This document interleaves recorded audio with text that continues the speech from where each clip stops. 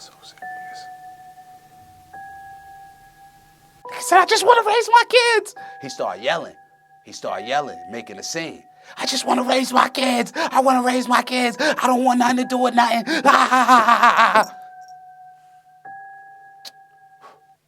And I left it alone. He said that this dude got hit so many times with something of an AK caliber, something like that, that the spot where he was at on the floor looked like a jackhammer had tore the cement up. The way somebody just stood over him and just gave him all of it. And this is when banana clips would make the monkey stumble, right? So what they call the Extendo now, I've been making them shits from scratch way before. I did more than a decade in prison, and when I came home, I seen that everybody else had just caught up to me. It's not an interview, it's a conversation. ST. Dude from Killer Army had an issue with the interview. What was his issue with the interview? The truth. The truth. You understand what I'm saying? Now, this is Knife Prince. Yo, Knife, my bad. When I went on Instagram, I was talking about how you never been to prison and none of that. Yes, you did do a bid. You did a bid. Your bid. You did your bid with Charles Armstrong.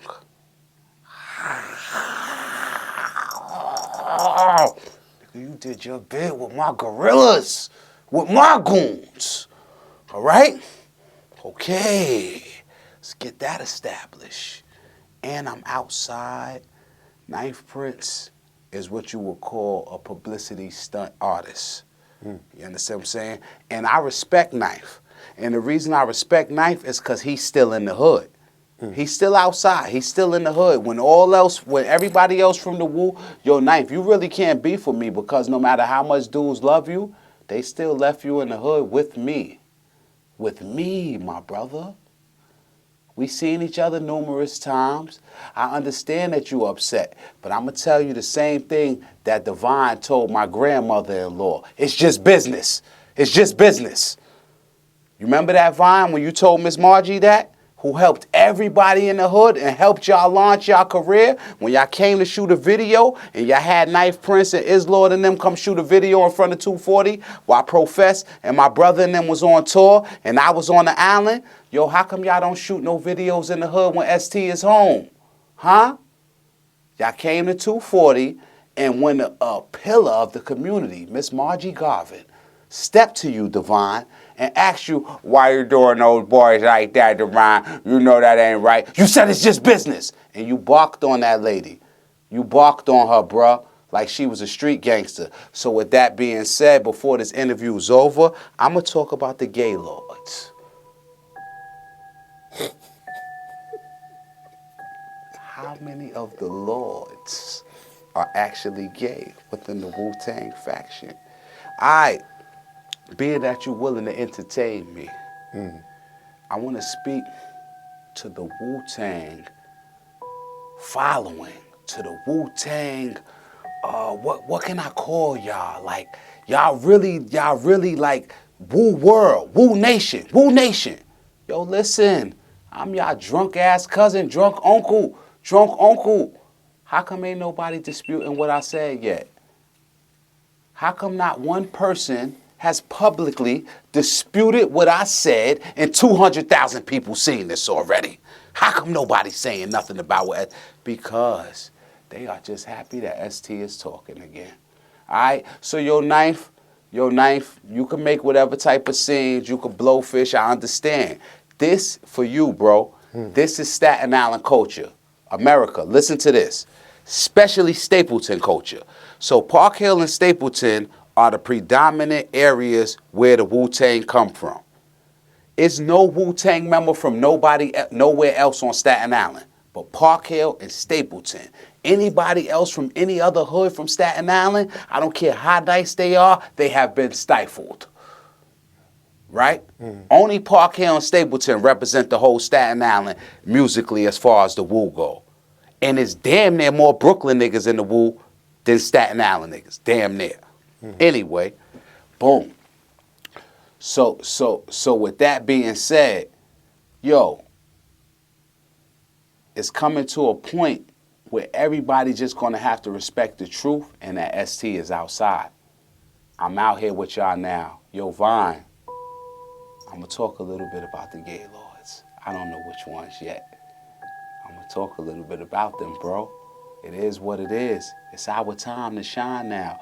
Wu-Tang, I'm y'all, the Wu Nation. Listen, I'm gonna give y'all the truth behind all of the Wu shit, a lot of the Wu shit, until I get tired of playing with my food.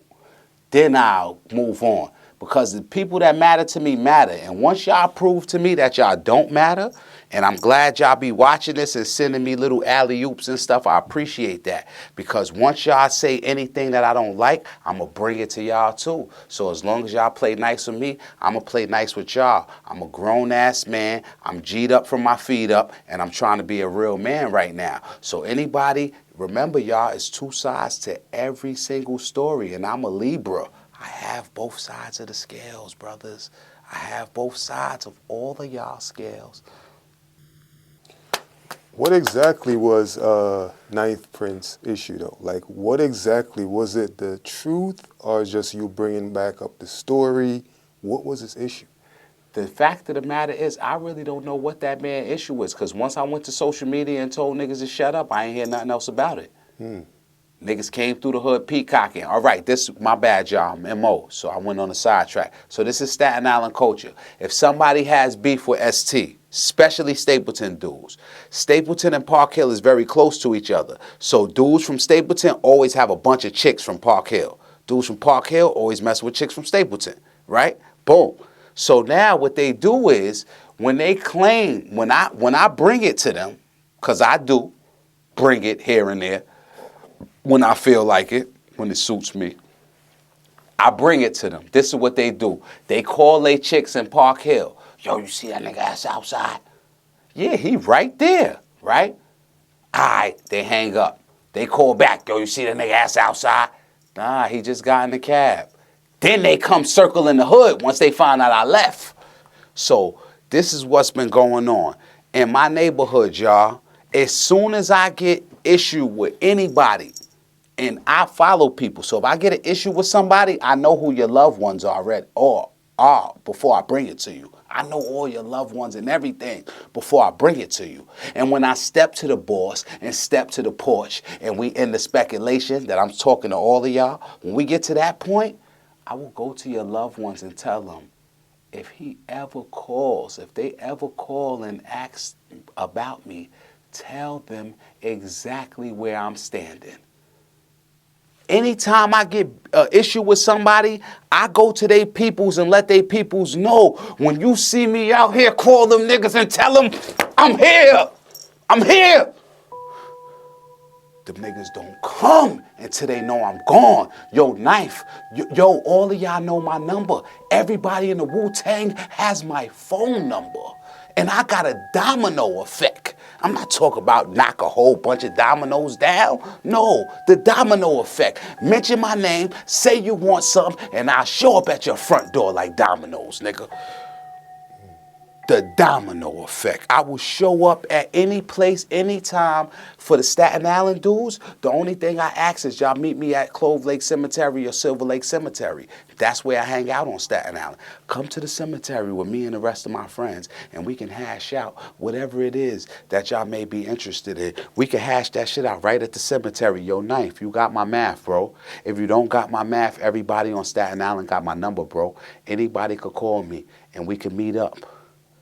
We could meet up and we could get into some gangster shit, or we could handle it like gentlemen. But there's really no need for us to meet up. You blowfished around, you peacocked around the hood, and that's it. Go ahead, bro. You mess with my older brother and them. Y'all niggas is fighters. Yo, Knife, my brother already beat you and Islord up in the Chinese restaurant for shooting that video, for trying to shoot a video in front of 240. My brother beat both of y'all up. Y'all stick to y'all stick to your era, bro. You know the younger niggas only get worse. Stick to your era, bro. You're not on my level. None of y'all is on my level. And I'm doing real man stuff now by talking. And traditionally, The mime is not supposed to talk. Anything I'm saying here, y'all, I am not supposed to be saying. Everything that come out of my mouth is not supposed to be said. I need y'all to understand that. In the comments, somebody said the dude Islord, like he had a fight or some shit and somebody gave him a wedgie. Was you around for that? Is Lord getting a wedgie? Yeah. I just know that my brother blacked both of his eyes. My brother, listen, at one point, damn. So listen, what I don't know about Islo getting a wedgie, but I do respect Don Pacino. Oh yeah, shout out to Don Pacino. Shout out to Don Pacino. Yo, Don, man, we broke your ribs on the roof, stomped you out. No. He gonna edit that. No. Yo, Don, you was a soldier. Them niggas left you in the hood with us. Man, we was jumping up and down on you like a trampoline. Yo, for the people in the comments that think that, you know, you're a Wu hater, right? Mm-hmm. You have a relationship with them or had a relationship with them, right? Without a doubt. Okay. Why would people say you're a hater if you're telling your side of a story? You're telling the truth. I'm going to say this, right?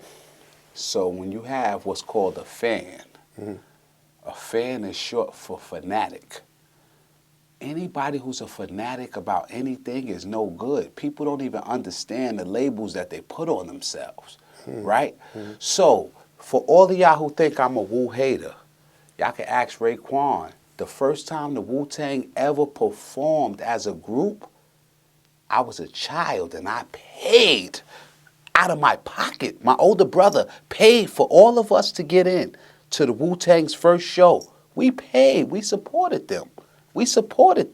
When they went on tours prior to everything going left, they called me, real knuckle dragger, to go on tour with them. It's certain people, to go to shows and stuff. It's certain people in the Wu that I just fuck with them like that. And for instance, they know me. Everybody know me. That's why they not saying shit back about what I'm saying, because everybody knows me. I'm not no fictitious character. I'm the real deal. The stuff that y'all was rocking y'all heads to, all right, in the past 10 years, I want to say that Raekwon's hardest verse was on Bulletproof Wallets with Game. Okay. He did a song on Game LAX album. That was one of his hardest songs in recent history, right? Why they talking about me on there? My style, sleep under the cars. Of course I'm clapping. And his little brother Don wrote that. Big up to Don. Don wrote that for Ray. And Don is my little man. And Don, I know, see, around the time that came out was when they was getting a 2-year notification that I was coming home. Victims get a 2-year notification when you about to come home, and then they get a 6-month, then they get a year notification, then they get a 6-month notification. So niggas knew I was on the way home. So out of sight, out of mind. My name is back in, nigga. Oh, that's about to come home. Don put, let me tell it. And I know, yo, Don, you my little man. Always have been, always will be. Remember you was scared with your Rolex ring and shit? You thought I was going to rob you. You made me cry. You made me cry, bro. I can't rob you. All the fuck. They mining gold and diamonds out by the ton. Why would I rob you, Don? I would never do no shit like that to you, bro. You hurt my feelings with that. You remember that. That's why you love me now. You ain't never seen S feelings hurt until you thought he was going to rob you. You see my feelings hurt, nigga. You see me cry, nigga. I ain't gonna rob you. You Miss Ann, baby boy. Love you. Word. I remember hearing stories of when the Wu first started. And they would do shows. It'd be like 100 deep, 200 deep. Was you ever a part of that? Numerous times. Yeah. Way under. See, what people need to understand is, straight from the slums that's busted, that the Wu-Tang ain't nothing to with. All of the people who said that in the comments, I concur. I can see it. They ain't nothing to fuck with, right? Now, with that being said, you have the 9 members, 10 or 12, depending on who's alternating in or out. These guys aren't the guys that's really nothing to fuck with. It's the dudes in the background telling you stand down or get back down. It's the lalas of the world. You understand what I'm saying? It's the polites of the world. So when y'all say that I'm hating, no, the raps and the shit that they was rapping about, they couldn't possibly have been living it without a federal indictment. We all know this. They was talking about other people's lives and bringing it to y'all. And now y'all demonize us for talking about our life? For that, I say, suck a donkey dick until your neck bust. You hear me? Suck a donkey dick until he bust and then your neck bust.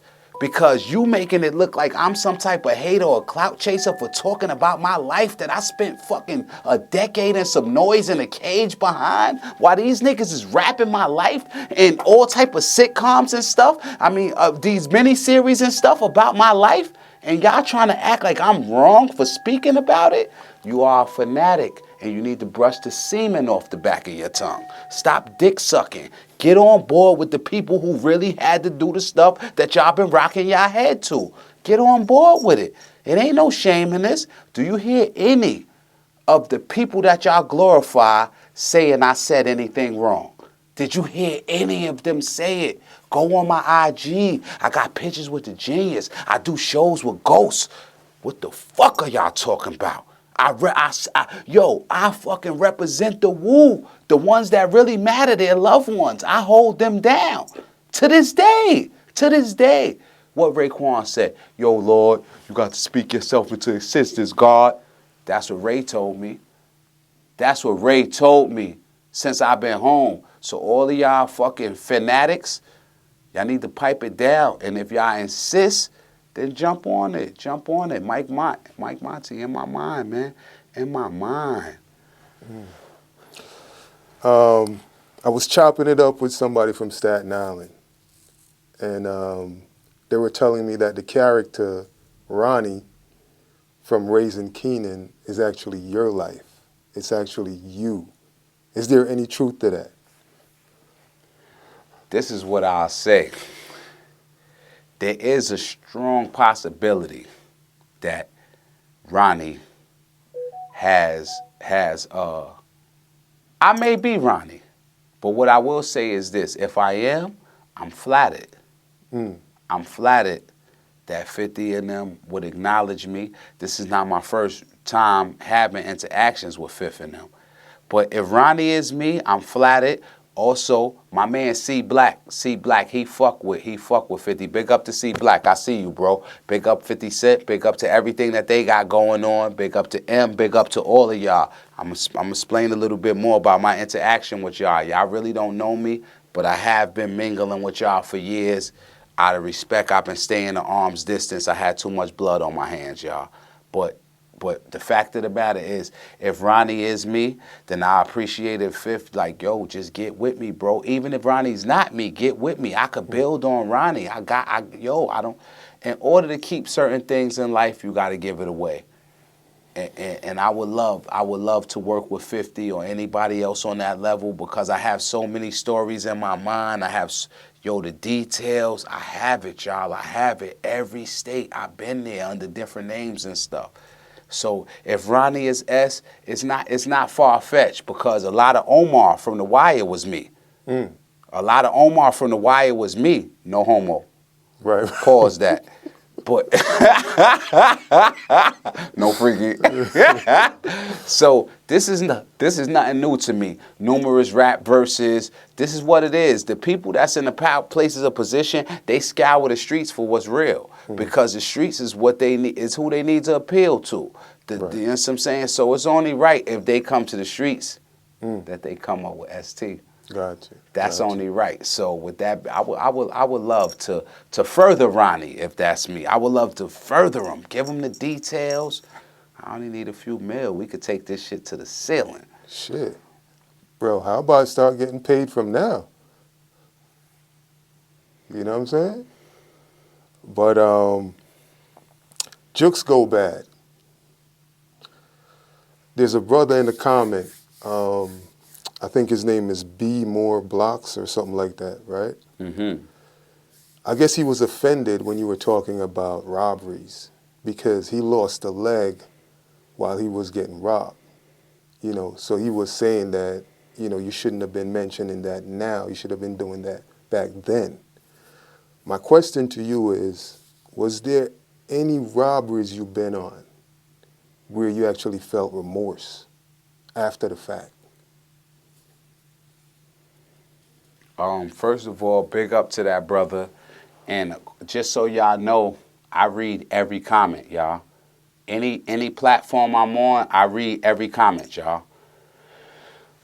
And the brother lost both of his legs. Oh, it's both. He lost his legs with an S. Okay. You know what I'm saying? Mm-hmm. I lost my eye. Same thing like I told him. My thing to this is, whether I feel remorse or not, is a... You know what's crazy? Not to cut you off, but I actually went to his channel, and all his videos, he was sitting down. Like, he was... I think he's a singer or some shit. Whatever. He got to sit on that. He got to sit on that. You know what I'm saying? And I got to watch out. Right?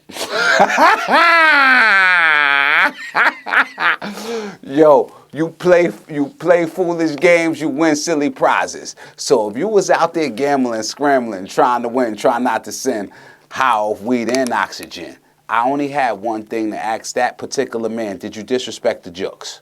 Did you disrespect the jokes? He never responded.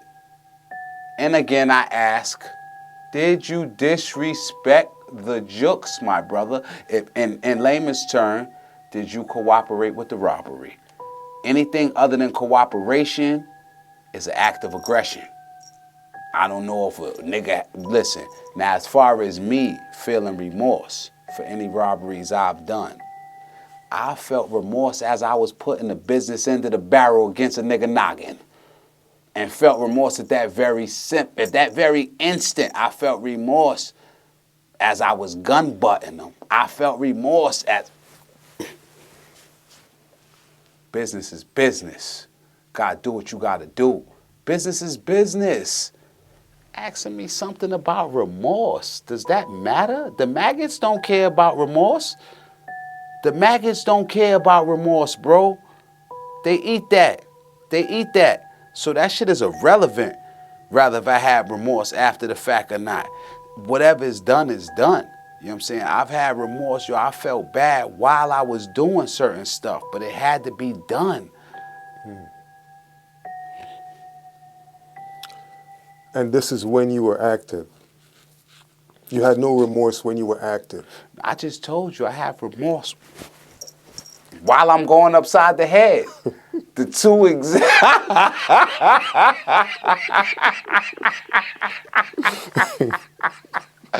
the two exist simultaneously. Right. So if y'all looking for some, I don't know what y'all looking for from me. If y'all looking for some, no. Yo, listen, when that comes out of me, it comes out of me. You know what I'm saying? But what I will tell y'all is this: before I do one of these interviews, I cry before and after every one of these interviews.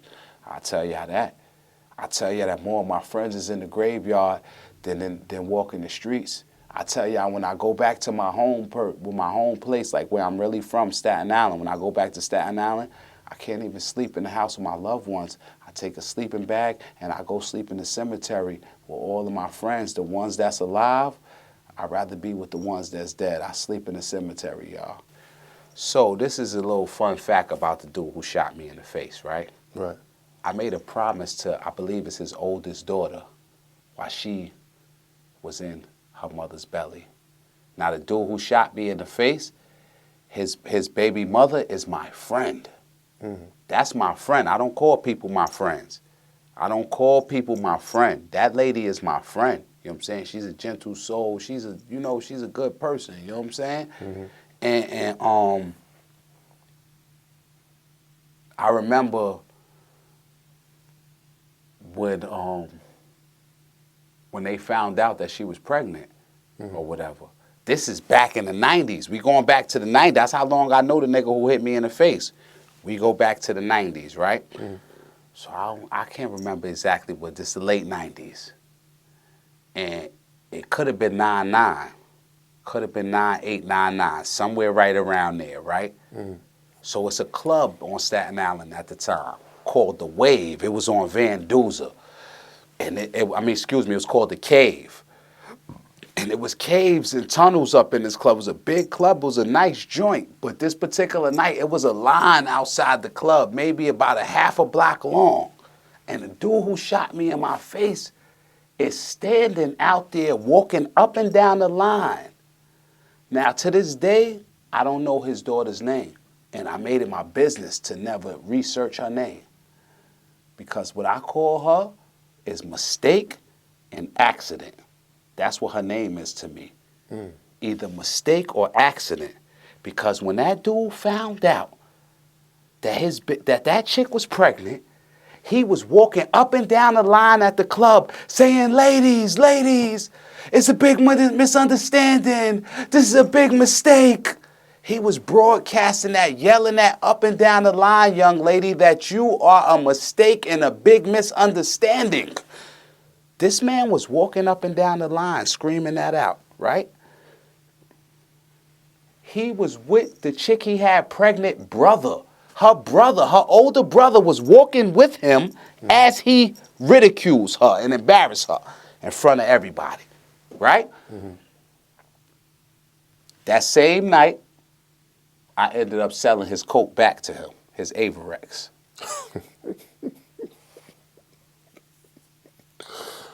How did you took it? That's a whole nother story. We'd be here for another hour. I didn't take it physically from him. Right. I ended up, boom, I put it like this.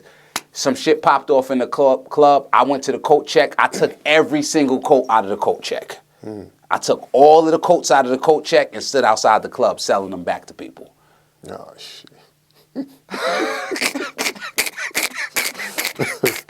So now, this is what's most important to me, right? In this situation. At that little girl's baby shower, I was the only person that bought her a gift. I was the only person that felt that you coming into this world was worthy of a gift. Your father didn't even bring a gift to your baby shower, young lady. However, he's grown a lot since then, and from what I understand, he's been good to you. And this is why I can't stretch forth my hand toward him, because when you was in your mother's stomach at the baby shower, I made a promise to you that I would be a better man to you than your father could be. He's turned out to be a better man than me in a lot of ways, but I can't stretch forth my hands towards him if I made a promise to you and your mother's belly. Your mother is still my friend. I still love her as a friend, and I'm still grateful that they brought you here, and I will never do nothing to your father. Rather you're an accident, a mistake, whatever it is that you are, I made you a promise while you was in your mother's belly. Your mother didn't even know that. I made a promise to you. I will never violate that promise, young lady. These hands and this tongue will never take your father from you. I could live without an eye. I'm still half handsome. I'll never have nothing to do with your father not being there for you. I can't do that. So, since it happened, how many times you guys walked by each other? I seen him. I seen him about 4 or 5 times, maybe more than that. Maybe more Both than of that. y'all on the same side of the street? Yo, we was on the ferry together. We was on the ferry. Nigga, ain't there one of us, Jesus, gonna walk on no water. What was that like? Huh? What was that like? He didn't know I was there. Nah, you gotta give me both of y'all With that looking we at do? each other. Like, Yo, boom. All right, you want to hear the first time? 2021, I come home, September, right? I come home rocking a baldy. A lot of people up north think I'm bald. Onyx. Yeah, so I'm rocking the baldy, and I'm like, yeah, I'm like this. I'm like 50 pounds heavier than I am now. So, you know, when you somebody of my character, my caliber, dudes is always going to talk about what they would have did for you and what they will do. Don't get me wrong. Some shit could have happened. I just wasn't with it, right? So I sit on the Manhattan side of the ferry. Now, I'm sitting on the Manhattan side of the ferry. At the time, I'm almost positive this dude is living in Brooklyn, but he working on Staten Island. He's getting on the ferry every morning between 5 and 6 in the morning. Every morning, he's on that boat on the Manhattan side. So now, it's about a week. I'm sitting there, and what people don't understand is that pigeons are very intelligent animals. very intelligent. And like a lot of people think I'm from Park Hill in Staten Island, but I'm really from the fields. I'm from the woods and back of Park Hill. Like that's why everybody used to jump me, you know. I'm really from them woods, like for real, for real. So I know animals. So I start feeding the pigeons on the Manhattan side of the ferry. They getting to know me. They familiar with me. So now I'm breadcrumbs, whatever. So every so often, I'm throwing it. Whenever I see tourists walking past, I'll throw a handful of bread or whatever in front of the tourists. The pigeons are so smart, they'll mob on them people. I'm talking about 40 pigeons, New York pigeons. I mean, when I throw that bread, they mob on that spot. Tourists running, oh no. Boom, I'm doing this for rec, y'all, while I sit out there and smoke. So then I'm sitting there and I'm watching the dude who shot me in the face. I'm watching him walk back and forth past me as I feed these birds. I'm watching him. He going to work. He ain't bothering nobody. And I like chilling I like being down there. So I'm just chilling, you know what I'm saying? I see him come, I see him go. I ain't fuck him. I ain't worried about him. You know what I'm saying? So then one particular day, he just started, this is after like 2 weeks. I'm watching him go Monday through Friday. Go to work, go. I'm only watching him go because I'm out there in the morning. I got shit to do too in the morning. Early bird gets the worm. So one day I just take a hand, as he's walking past, I take a handful of breadcrumbs and throw the shits in front of him as he walking past. The pigeons mob on him. He look down at the pigeons. What the fuck? He look up and see me. When he look up and see me sitting on that bench, 40 pounds heavier than he last seen me, short one eye.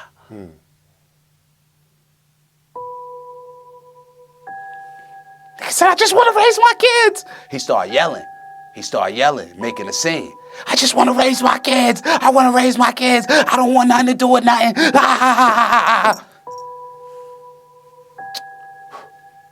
I left it alone. I just wanted him to see me and know, dudes know me. Dudes know me. I could have did you right there and I would have never did no, I would have, you know what I'm saying? But it's not about that. I seen him a few times. That was the first time that he saw me. That was the third time I had been seeing him, but that was the first time that he saw me. And we saw each other a couple of times after that. We actually spoke one time. Does it bother you, like losing an eye, knowing that you don't have it? The only time it really bothered me is at first, like right here, because when the bullet, half of it came out right there, the other half ran down into my jaw. So I was only able to open my mouth this much for like 2 years. I was only able to open my mouth like a half an inch because this shit was twisted. And I said to myself, I might have to turn Jamaican. Because if I can't eat no pussy no more. Yo, I broke down into tears when I thought I couldn't eat no more box. So I went, I ran to the clinic. And they told me, yo, listen, you got to give your shit some time to heal. But if not, we'll put something in here and break the jaw. We might have to re-break the jaw and let it heal again. Right. And if that's what I had to do to eat some more pussy, they was going to have to break this jaw again, bro. They was going to have to break that shit. Right. Do you feel any kind of pain from it? Like when it rains, or is there any pain? Sometimes, but this side of my face is like pins and needles. This whole side of my face, I can't really feel it. There's no feeling on this side of my face. That shit is dead. It's over. Right. Okay.